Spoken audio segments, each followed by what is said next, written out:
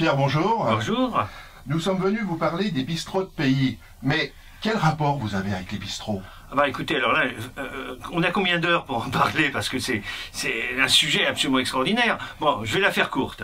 Le bistrot, c'est le symbole de mon adolescence. Dans les années 60, c'est là qu'on se retrouvait entre copains, c'est là qu'on allait jouer au baby-foot, qu'on allait jouer au flipper, et puis surtout c'était un lieu de rencontre, un lieu collectif de rencontre avec les filles. C'est là que j'ai développé ma sexualité, c'est là qu'on a commencé à draguer les nanas, c'était un lieu extraordinaire de rencontre collective et jouissive, voyez. Et donc, par la suite, effectivement, profondément marqué par cette culture, j'ai eu tendance à privilégier les bistrots partout dans les villes, dans les pays que je visitais. Oui, parce que là, je vois au vu de vos ouvrages, c'est mondial, quoi. C'est mondial, c'est-à-dire que quand j'arrive dans une ville, il y a deux choses que je vais voir. Deux choses. D'abord, le bistrot, pour aller à la rencontre des gens et guetter l'information, puis surtout pomper l'atmosphère, qui sont ces gens, comment ils vivent, comment ils se murgent, comment ils plaisantent, comment... Vous êtes une véritable éponge, quoi. Oui, alors moi je reçois, je donne pas de leçons, je reçois des gens, voilà. Et puis la deuxième chose que je visite dans les villes, c'est un autre sujet, c'est les cimetières, parce que après le bistrot, on va au cimetière, évidemment. Bon, voilà. Et donc c'est un lieu privilégié pour connaître le pays, ses cultures, ses mentalités, ses orientations, ses gens, ses fantasmes, etc. Voilà. Alors, le bistrot, c'est ça. Alors, mais quel rapport avec les bistrots de pays? Comment vous les avez connus? Alors, j'ai connu les bistrots de pays en travaillant sur la France. J'ai constaté un phénomène hallucinant, c'est la disparition des bistrots en France et surtout des bistrots ruraux. Et ça a été pour moi un crève-cœur. C'est-à-dire que nombre de bistrots que je connaissais dans les Flandres, en Ardèche, en Ariège, etc., bon, je repassais plusieurs années plus tard, fermés. D'ailleurs, en même temps que l'école, en même temps que le bureau de poste. Bon.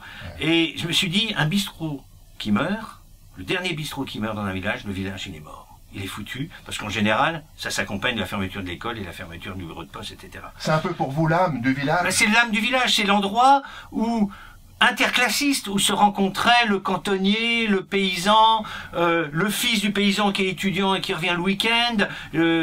C'est là qu'on tapait le carton, c'est là qu'on colportait les nouvelles du village et de la région. C'était le bureau de poste éventuellement, c'était la seule cabine téléphonique pour trouver du boulot. C'était un lieu extraordinaire, indispensable à la vie d'un village. Or, quand il fermait, j'étais meurtri.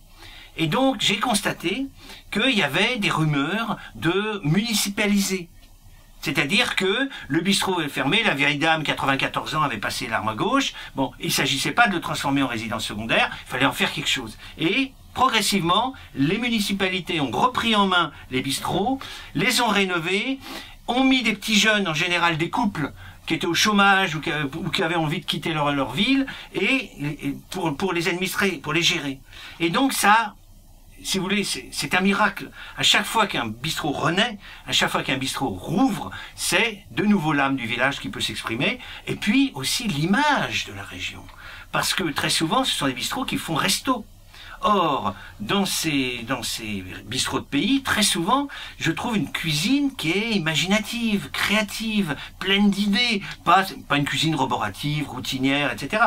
Bien que je n'ai rien contre le beefsteakerie. Mais en même temps, si on participe au revival, à la renaissance du village, grâce à cette luciole qu'est le bistrot, et qu'en même temps on sait attirer les gens par la qualité de la nourriture, de la cuisine, plus la cerise sur le gâteau, la convivialité, la chaleur de l'accueil et tout, c'est parti gagné, quoi. Et systématiquement, dans mes guides, je mets en valeur, et de façon exhaustive, dithyrambique parfois, même parfois un peu excessive, par rapport à des adresses officielles, je mets en valeur ces adresses parce qu'elles sont fondamentales. Voilà.